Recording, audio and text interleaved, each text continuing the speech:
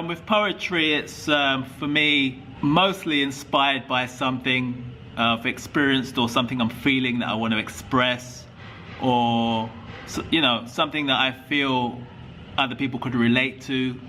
It's never one thing. It's something that someone may have suggested that I talk about, and I thought, okay, yeah, actually I would like to talk about that, because after thinking about it for a while, what I could say about that, what do I feel about that topic. And so yeah, it's never one thing. I may see something, it may be a line from something I've heard on television or something I've seen on a billboard that inspires like a whole poem or a whole thought, or it could be a line in a song that I hear, and that could inspire a poem, because I see things like I see things in movie form as well.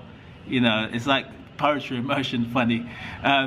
Yeah, it's never one thing. The inspiration for my writing comes from so many different places. My childhood, things I grew up seeing and hearing and experiencing, to adult life and experiences there and here. It's never one thing. My inspiration doesn't come from one place. I draw from so many different things and people and experiences and places. Travel is a big one as well. So it's never one thing that inspires my poetry. I'm inspired by poetry itself. Like I've written poems about poetry, if that makes sense. So it's inspired by so many different things. Life in general, from birth to death and everything in between is poetry. We are poetry. Our existence is poetry. When you look at life and the process of life and how it comes to be and how it is and how it ends, it's very poetic. It's poetry in motion. I feel poetry is our way of capturing what we experience in life, and that becomes the poetry. Life is poetry.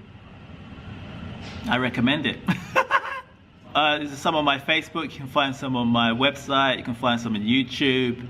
Yeah, I've got poems posted up on my Facebook profile as well. My website has a load of stuff up there as well. You're welcome.